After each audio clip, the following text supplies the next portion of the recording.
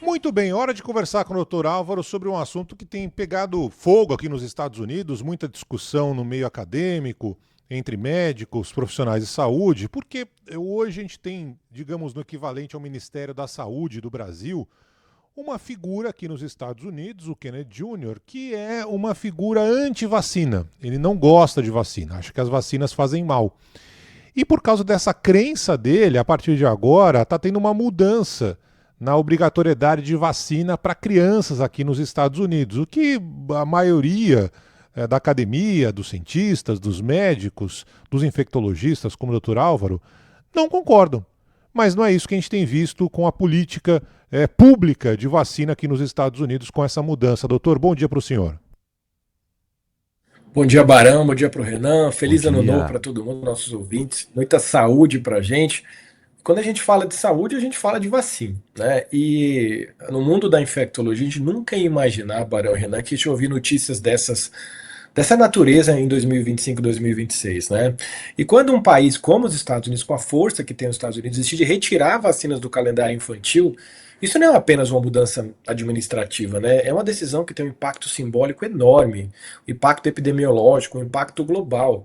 Porque o que acontece com vacina? A vacina não atua apenas no nível individual, né? Elas são meio que invisíveis na sociedade. Quando elas estão presentes, eu quase não percebo o efeito da vacina, porque eu não estou ali estudando dados epidemiológicos. Agora, quando eu retiro essas vacinas, o sistema começa a falhar de forma às vezes que é desigual e silenciosa também, especialmente em países de baixa renda, né? Então é realmente quando você coloca a palavra opcional para as pessoas que já têm nos últimos anos uma ideia anti-vacina, isso vai resultar em pessoas menos vacinadas, de forma muito clara, né? E essa falta de cobertura vacinal, especialmente em países que não têm muita infraestrutura para atender, por exemplo, pronto-socorro lotado de criança doente, né? Populações que têm menos acesso à saúde, como populações de baixa renda, serviços do mundo que não estão estruturados, mais consultas, e claro, esse menor acesso à informação qualificada, né? O resultado é um cenário muito ruim para os próximos anos, né? Isso tem consequências diretas para os sistemas de saúde, né? Doenças como rotavírus, hepatite, vírus essencial respiratório que foram retiradas passam a ter um impacto enorme populacional, né? Para ter ideia, Barão, nos Estados Unidos, antes da vacina de rotavírus, eu tinha uma quantidade de quase 100 óbitos por ano de crianças com rotavírus. Depois da vacina em 2006, não teve nenhum caso praticamente de óbito de rotavírus. Então, pensa num país que não tem saneamento básico, pensa num país que tem a infraestrutura diferente. Isso pode realmente trazer aí um impacto enorme. A gente lamenta profundamente e a gente não gostaria que essas condutas viessem para aqui para o nosso país e outros países do mundo, né? Bom, vamos tentar olhar então, não para a cabeça dos negacionistas, porque negacionista tá negando, tá perdido, tem os argumentos dele, tem uma questão ideológica mesmo, mas vamos tentar então salvar as pessoas que se deixam levar por esses argumentos dos negacionistas, né? Essa ideia de que, eu não sei o que estão colocando no meu corpo quando me dão uma vacina, não sei o que estão dando no corpo do meu filho quando eu levo para um posto de vacinação. Explique para nós, doutor, o que é a vacina? Como a vacina funciona? Por que a vacina é importante ou por que as vacinas são seguras? Sabe, Renan, uma das principais perguntas quando os pacientes passam com a gente, não mais com o infectologista, é o que eu posso fazer para melhorar o meu sistema imunológico, né, com relação à dieta, hábitos de vida. A gente fala em geral, mas vacina é um treinamento do seu sistema imunológico. Através de várias estratégias que são estudadas, tem segurança, tem eficácia, você treina o seu sistema imunológico para quando aparecer um parasita, um fungo, um vírus, uma bactéria, ele tenha um aparato de imunidade que faça vencer essa infecção de uma forma mais rápida, sem precisar internar e muitas vezes sem gerar algo muito custoso e danoso, que é o óbito, a perda daquele paciente por aquela doença.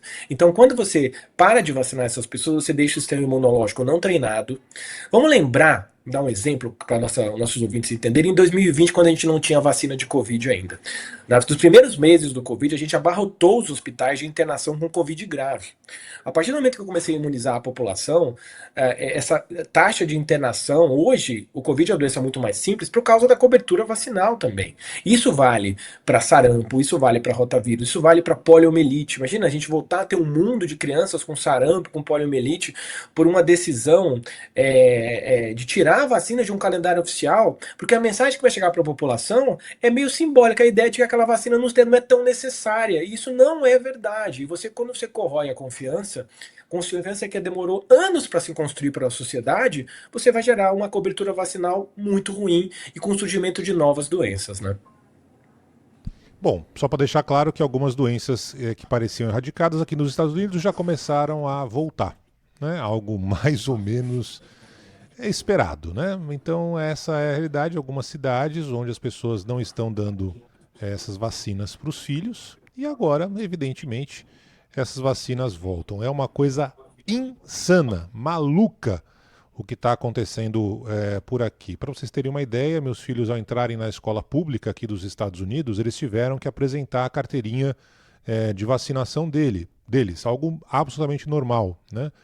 E algumas doses ali não estavam claras, eram diferentes, eles tiveram que tomar um reforço aqui, mesmo tendo tomado todas no Brasil e tal.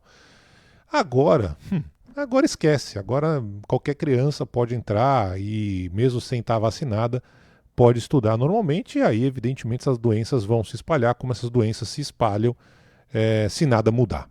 É uma tristeza, é uma tragédia que a gente tenha, como disse o Dr. Álvaro, em 2026, começo de 2026, falando sobre isso. Pois é, Mas você que está Barão. ouvindo a Band News FM no Brasil, vacine o seu filho. Você tem essa possibilidade, vacine seu filho, doutor. Pois é, Barão, e só para finalizar, retirar essas vacinas do calendário universal não é um ato de neutralidade, é uma escolha com consequências bem previsíveis. Mais desigualdade, mais doença, mais mortes evitáveis e maior instabilidade global. Se o objetivo do mundo é ser mais seguro, mais justo e preparado para o futuro, o caminho não é reduzir a vacinação, o caminho é fortalecer a vacinação, porque as vacinas funcionam e funcionam melhor quando elas são universais, não quando elas são localizadas.